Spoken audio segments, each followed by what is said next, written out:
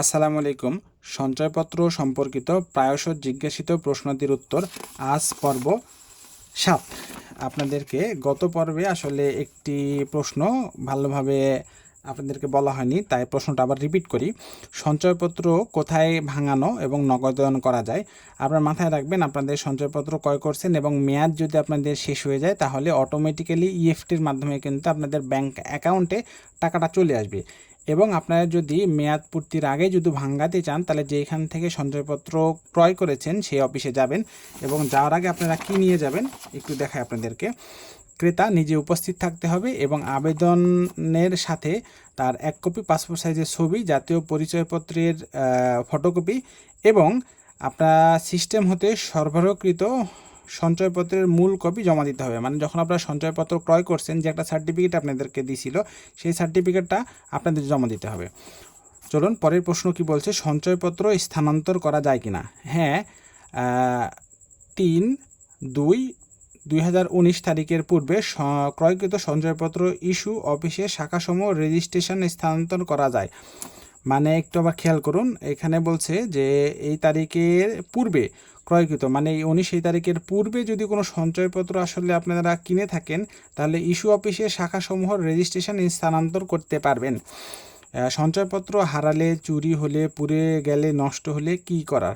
প্রয়োজনীয় আনুষ্ঠানিকতা সম্পূর্ণ করে ডুপ্লিকেট সঞ্চয়পত্র পাওয়া যায়। আপনার কিছু আনুষ্ঠানিকতা আছে, সেগুলো করার পরে ডুপ্লিকেট সঞ্চয়পত্র আপনাদেরকে দিবে, সেটা পাওয়া যায়। সঞ্চয়পত্র লিয়েন করে বা জামানত রেখে ব্যাংক থেকে ঋণ নেওয়া যায় কিনা? না, সঞ্চয়পত্র লিয়েন করে বা জামানত রেখে ব্যাংক থেকে ঋণ নেওয়া যায় না। ক্রয়সীমার অতিরিক্ত বিনিয়োগ করা হলে করণীয় কী? বিনিয়োগকারী ক্রয়সীমার অতিরিক্ত বিনিয়োগের ওপর কোনো মুনাফা প্রাপ্য হবে না। তাৎক্ষণিকভাবে ক্রেতা সীমা অতিরিক্ত সঞ্চয়পত্র নগদায়নপূর্বক মূল অর্থ ফেরত নিতে বাধ্য থাকবেন।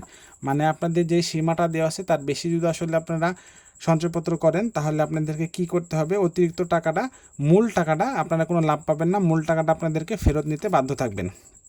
বিনিয়োগকারীর মনোনীত ব্যক্তি মুনাফা ভিত্তিক সঞ্চয়পত্রের মুনাফা উত্তোলন করতে পারবেন কি না?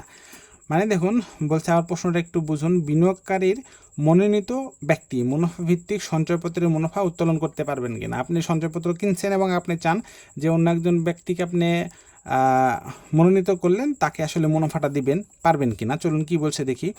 জাতীয় সঞ্চয় স্কিম অনলাইন ম্যানেজমেন্ট সিস্টেম প্রবর্তন হওয়ার পূর্বে ক্রয়কৃত সঞ্চয়পত্রের ক্ষেত্রে বিনিয়োগকারীর মনোনীত ব্যক্তি মুনাফা ভিত্তিক সঞ্চয়পত্রের মুনাফা উত্তোলন করতে পারবেন। সেক্ষেত্রে বিনিয়োগকারীকে অথরাইজেশন লেটারের মাধ্যমে মনোনীত ব্যক্তির স্বাক্ষর সত্যায়নপূর্বক আবেদন করতে হবে। তবে সঞ্চয়পত্রের আসল অর্থ কোনো ক্রমেই অথরাইজেশন লেটারের মাধ্যমে প্রদানযোগ্য নয়।